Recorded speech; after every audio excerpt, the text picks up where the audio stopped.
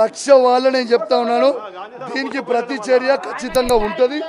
ఇచ్చిపెట్టే ప్రసక్తే లేదు. రేపు మీరు చూస్తారు.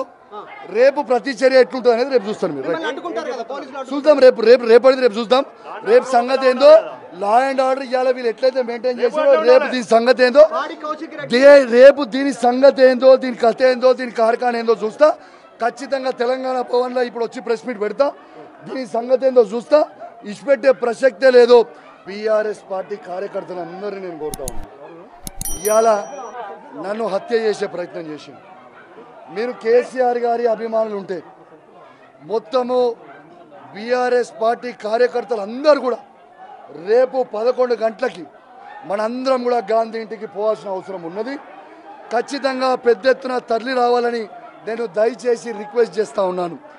ఎందుకంటే రేపు ఎట్లుంటుందో, రేపు ఏముంటుందో అనేది కూడా నేను కూడా చూస్తా. దీని సంగతి ఏందో చూస్తా. మీరేదో దాడి చేస్తే ఇక్కడ భయపడి పోలే ఎవడు. ఈయనే నిల్చుండు కౌశిక్ రెడ్డి, ఈయనే నిల్చుండు, ఈయనే కండువ కప్పి పట్టుకొని నిల్చొని ఉన్నాడు. రావాలి, ఈడికి రావాలి. లక్ష వాళ్ళు నేను చెప్తా ఉన్నాను. దీనికి ప్రతి చర్య ఖచ్చితంగా ఉంటుంది. ఇచ్చిపెట్టే ప్రసక్తే లేదు. రేపు మీరు చూస్తారు. రేపు ప్రతి చర్య ఎట్లుంటుంది అనేది రేపు చూస్తాను. మీరు చూద్దాం. రేపు చూద్దాం. రేపు సంగతి ఏందో, లా అండ్ ఆర్డర్ ఇవాళ వీళ్ళు ఎట్లయితే మెయింటైన్ చేసారో రేపు దీని సంగతి ఏందో, రేపు దీని సంగతి ఏందో, దీని కథ ఏందో, దీని కార్ఖాన ఏందో చూస్తా. ఖచ్చితంగా తెలంగాణ భవన్ లో ఇప్పుడు వచ్చి ప్రెస్ మీట్ పెడతా. దీని సంగతి ఏందో చూస్తా. ఇచ్చిపెట్టే ప్రసక్తే లేదు. బీఆర్ఎస్ పార్టీ కార్యకర్తలు అందరినీ నేను కోరుతా ఉన్నాను. ఇవాళ నన్ను హత్య చేసే ప్రయత్నం చేసింది.